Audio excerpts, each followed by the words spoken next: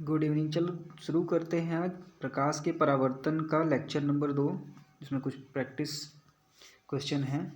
तो चलिए स्टार्ट करते हैं।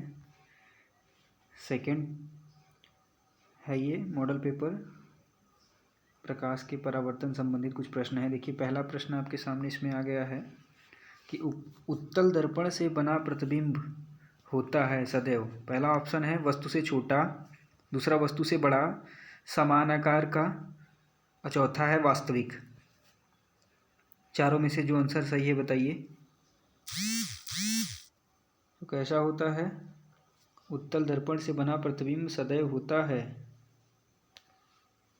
वस्तु से छोटा, हमेशा उसमें छोटा इमेज बनता है, छोटा था सीधा।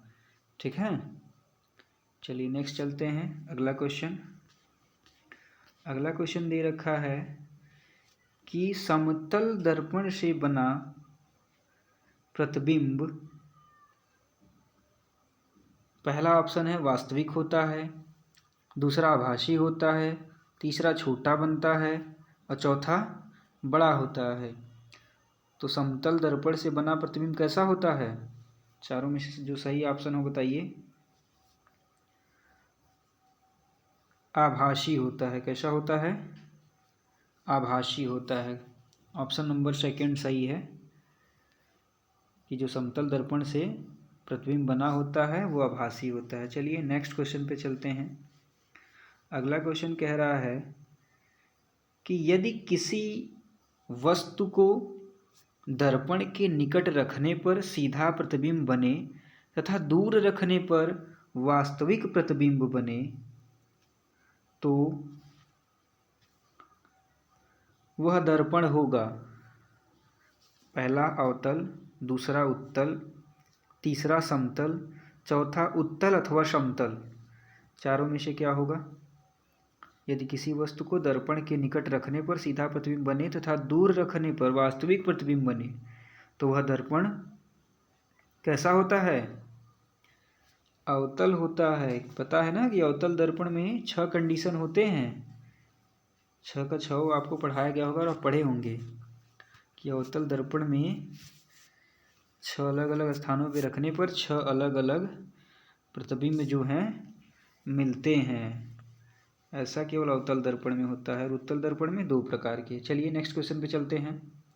अगला क्वेश्चन कह रहा है कि अवतल दर्पण होता है पहला सदा अपसारी, दूसरा सदा अभिसारी, तीसरा न अभिसारी न अपसारी, चौथा वस्तु को दूर रखने पर अभिसारी परंतु निकट रखने पर अपसारी। तो बताइए इसमें से कौन सा आंसर सही होगा? तो अवतल दर्पण होता है सदा अभिसारी होता है। कैसा होता है? सदा अभिसारी होता है अवतल दर्पण। ये आपको पता होगा पहले से ही। ये चलिए नेक्स्ट क्वेश्चन पे चलते हैं। क्वेश्चन नंबर अगला दे रखा है कि एक अवतल दर्पण की फोकस दूरी 10 सेमी है तो दर्पण की वक्रता त्रिज्या बताइए। तो ये तो कल वाला क्वेश्चन जिसने भी पिछला सीजन देखा होगा एकदम तुरंत बता देगा कि फोकस दूरी 10 है तो उसकी वक्रता त्रिज्या फोकस दूरी की दुगनी 20 सेमी। जिसने 20 सेमी दिया है बिल्कुल सही है। 20 सेमी वालों का बिल्कुल सही, जो भी 20 सेमी बताए हैं उन सब का एकदम सही है। नेक्स्ट क्वेश्चन है कि किसी अवतल दर्पण की फोकस दूरी 15 सेमी है, उसकी वक्रता त्रिज्या बताइए। सेम क्वेश्चन ये भी है। हाँ, तो 15 सेमी, 30 सेमी, 45 सेमी और 60 सेमी। तो कितना होगा? 30 सेमी। क्या होगा? 30 सेमी। लेकिन अवतल दर्पण है तो इसमें 30 सेमी हो गया। ठीक है, चलिए नेक्स्ट क्वेश्चन पे चलते हैं।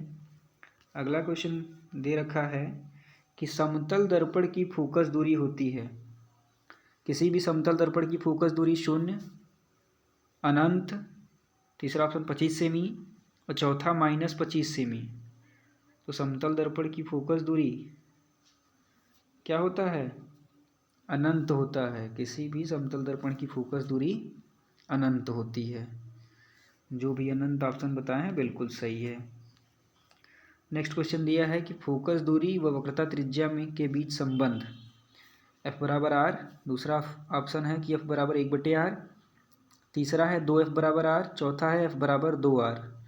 तो क्या होगा F इक्वल टू R/2, तो इसका मतलब 2F बराबर R। ऑप्शन नंबर 3 बिल्कुल सही है। जो भी 3 बताए होंगे उनका बिल्कुल सही है।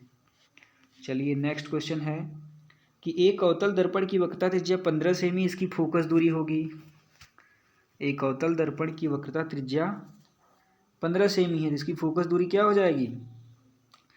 तो आप सभी को पता होगा, पहला ऑप्शन -15 सेमी, दूसरा -7.5 सेमी, तीसरा +30 सेमी और चौथा +7.5 सेमी। तो क्या हो जाएगा ये भी हो जाता है कितना, -7.5 सेमी, क्योंकि होता है F इक्वल टू R/2, पता है ना। चलिए नेक्स्ट पे चलते हैं। अगला क्वेश्चन दे रखा है 20 नंबर, इसको आप कमेंट बॉक्स में आंसर बताइएगा कि समतल दर्पण के सामने एक वस्तु दर्पण से 10 सेमी की दूरी पर रखी गई है, तो दर्पण से प्रतिबिंब की दूरी होगी 5 सेमी, 10 सेमी, 20 सेमी या 0 सेमी। तो सारे लोग इसका आंसर कमेंट बॉक्स में बताएंगे, ठीक है। कमेंट बॉक्स में ज़रूर बताइए।